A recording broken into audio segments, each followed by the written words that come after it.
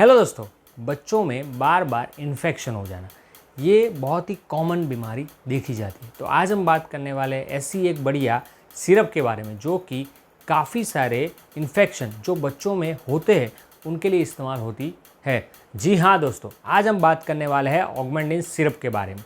आज हम जानेंगे ऑगमेंटिन जो सिरप है उसके फ़ायदे क्या है, ये सिरप जो है उसका डोजेज क्या रहता है, सिरप के साइड इफ़ेक्ट क्या है, साथ ही साथ ऑगमेंटिन सिरप किन लोगों को कंज्यूम नहीं करना है एवं इस सिरप के साथ जुड़े हुए क्वेश्चन एंड आंसर्स। नमस्कार दोस्तों, आप सभी का स्वागत है आपके अपने YouTube channel your pharma friend में। मैं हूं आपका दोस्त Devansh Solanki. So let's learn the new things. अगर आप ऑगमेंटिन सिरप का वीडियो पहली बार देख रहे हैं और अगर आप इस चैनल पर पहली बार है तो प्लीज़ चैनल को सब्सक्राइब कर दीजिए, साथ ही साथ बगल में दिए नोटिफिकेशन बेल को भी क्लिक कर दीजिए ताकि आने वाली हर कोई मेडिसिन के वीडियो आप कभी भी मिस ना करें। ऑगमेंटिन सिरप में एमोक्सिसिलिन एंड क्लेवुलेनिक एसिड ऐसे दो फॉर्मेशन अवेलेबल है। ये एक पेनिसिलिन क्लास की एंटीबायोटिक वाली दवाई है जो सिंगल एमोक्सिसिलिन रहता है उससे कई ज़्यादा बेहतर एमोक्सिसिलिन एंड क्लेवुलेनिक एसिड का कॉम्बिनेशन ज़्यादा से ज़्यादा इन्फेक्शन पे काम करता है। अब हम बात करते हैं कि एमोक्सिसिलिन एंड क्लेवुलेनिक एसिड जो सिरप है उसके अदर पॉपुलर ब्रांड नेम क्या है, जिसमें है Moxikind CV syrup, Moxclav syrup, Augmet syrup, Augmentin syrup. आपके एरिया एवं डॉक्टर के हिसाब से इनमें से कोई भी सिरप मिल जाएगी, लेकिन उसका जेनेरिक ब्रांड नेम रहेगा वो रहेगा amoxicillin and clavulanic acid. Augmentin syrup का कंटेंट है एमोक्सिसिलिन एंड क्लेवुलेनिक एसिड। तो एमोक्सिसिलिन रहता है 200 मिलीग्राम एंड क्लेवुलेनिक एसिड रहता है 28.5 मिलीग्राम।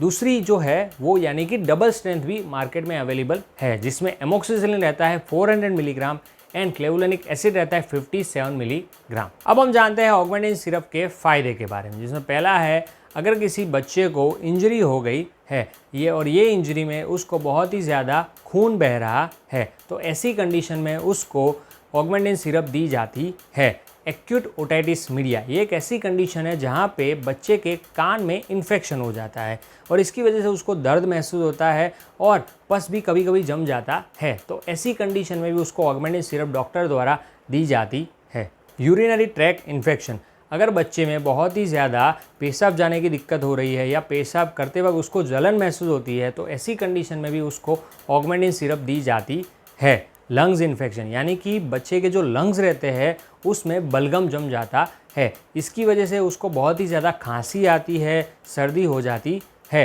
तो ऐसी कंडीशन में ऑगमेंटिन सिरप डॉक्टर द्वारा प्रिस्क्राइब की जाती है। स्किन इन्फेक्शन, अगर किसी बच्चे के स्किन के ऊपर मच्छर काटने की वजह से या किसी और वजह से इन्फेक्शन हो गया है तो ये इन्फेक्शन ज़्यादा ना फैले इसके लिए प्रिकॉशनरी ऑगमेंटिन सिरप डॉक्टर द्वारा दी जाती है। पोस्ट ऑपरेटिव सर्जरी, यानी कि कोई छोटी मोटी सर्जरी के बाद भी पेशेंट जो रहता है उसको बहुत ही ज़्यादा जल्दी रिकवरी हो और साथ ही साथ जो स्टिचेस रहते हैं वो भी जल्दी भर जाए, इसकी वजह से भी ऑगमेंटिन सिरप डॉक्टर द्वारा लिखित की जाती है। डेंटल इन्फेक्शन, अगर किसी बच्चे के दांतों में बहुत ही ज़्यादा दर्द महसूस हो रहा है, उसके जो जम्स है वहाँ पे इन्फेक्शन हो जाता है तो ऐसी कंडीशन में भी उसको ऑगमेंटिन सिरप दी जाती है। अगर किसी बच्चे का जो वुंड है यानी कि छोटी मोटी जो पुरानी चोट लग गई है, जो वुंड है वो बहुत ही ज़्यादा गहरा है, उसमें से खून बह रहा है, पस निकल रहा है या वो ज़्यादा वुंड ना फैले यानी कि उसका इन्फेक्शन ज़्यादा स्किन के ऊपर ना फैले, इसके प्रिकॉशनरी भी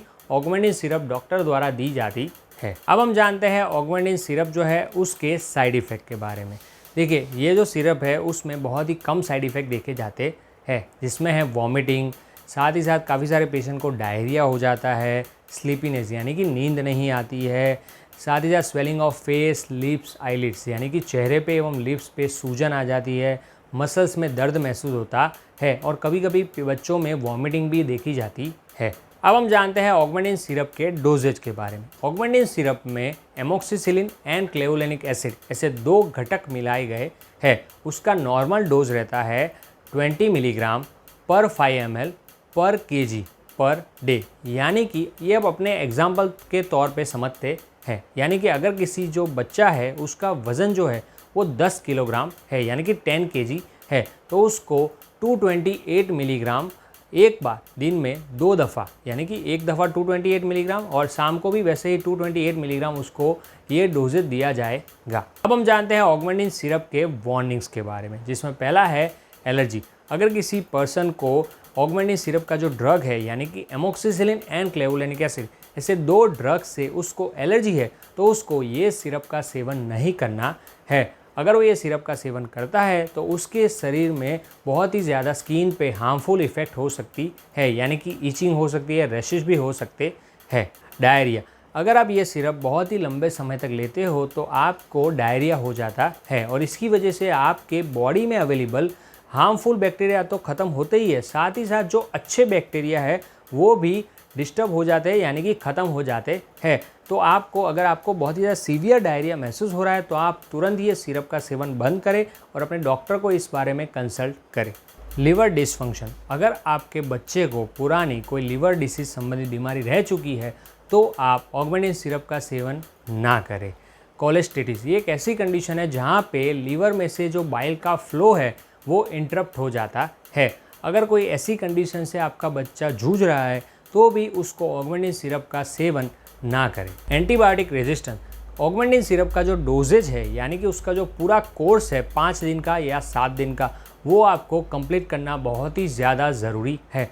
अगर आप ये सिरप का कोर्स जो है वो कंप्लीट नहीं कर दे तो आपके बच्चे को एंटीबायोटिक रेजिस्टेंस हो जाता है, यानी कि आपके बच्चे को ये जो छोटा मोटा इन्फेक्शन के बदौलत आपने ऑगमेंटिन सिरप का सेवन शुरू किया है वो इन्फेक्शन वापस होने के चांसेस और ज़्यादा बढ़ जाते हैं। फॉर्म ऑफ मेडिकेशन, यानी कि ऑगमेंटिन सिरप का जो सेवन है वो सिर्फ और सिर्फ पीडियाट्रिक यानी कि बच्चों के लिए ही किया जाता है। अगर कोई एडल्ट बंदा जो है उसको ऑगमेंटिन जो टैबलेट आती है उसको च्यू या सेवन करने में यानी कि निगलने में बहुत ही ज़्यादा दिक्कत महसूस होती है तो ऑगमेंटिन सिरप का वो सेवन कर सकता है, फिर भी अपने डॉक्टर की निगरानी के अनुसार। अब हम जानते हैं ऑगमेंटिन सिरप के साथ कौन सी ड्रग्स इंटरेक्ट होती है, जिसमें है warfarin, doxycycline, methotrexate and liver vaccine. अगर आप इनमें से कोई भी दवाई का सेवन करते हो तो आप तुरंत ही अपने डॉक्टर को इस बारे में सूचित करें। अब हम जानते हैं ऑगमेंटिन सिरप के बारे में कुछ टिप्स। अगर आपके बच्चे को ऑगमेंटिन सिरप लेने के बाद डायरिया हो रहा है तो उसको कन्विंस कीजिए कि ज़्यादा से ज़्यादा मात्रा में वो पानी का सेवन करे। इसकी वजह से सोडियम पोटेशियम का जो लेवल है वो बच्चे की बॉडी में बरकरार हो जाता है। ऑगमेंटिन सिरप एक एंटीबायोटिक सिरप है तो उसका जो कोर्स है वो कंप्लीट करना बहुत ही ज़्यादा आवश्यक है। इस सिरप को फ्यूचर के लिए आप कभी भी सेव ना करें, यानी कि अगर आप ऐसा सोच रहे हो कि फ्यूचर में कोई इलनेस हो गया या दूसरा कोई इन्फेक्शन हो गया तो काम आएगा, ये पॉसिबल नहीं हो सकता है। ऑगमेंटिन सिरप देने के बाद बच्चे का जो मुंह का टेस्ट है वो बहुत ही ज़्यादा कड़वा हो जाता है, तो ऐसी कंडीशन में उसको साइट्रस फ्रूट उसके दे तो वो बहुत ही ज़्यादा बेहतर महसूस करता है। ऑगमेंटिन सिरप जो है वो कॉमन कोल्ड और फ्लू जो है उसमें कभी भी नहीं दी जाती है।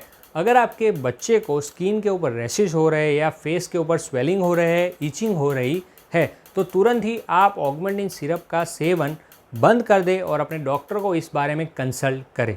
अब हम जानते हैं ऑगमेंटिन सिरप के क्वेश्चन के बारे में, जिसमें पहला क्वेश्चन है कि ऑगमेंटिन सिरप लेने के बाद कितने टाइम में उसका असर दिखना शुरू हो जाता है। ऑगमेंटिन सिरप लेने के बाद 1 से 2 घंटे के भीतर ही पेशेंट को अच्छा महसूस होता है और 3 से 5 दिन के जो टाइम पीरियड रहता है उस टाइम के दौरान ही जो बच्चा है वो बेहतर फील करता है।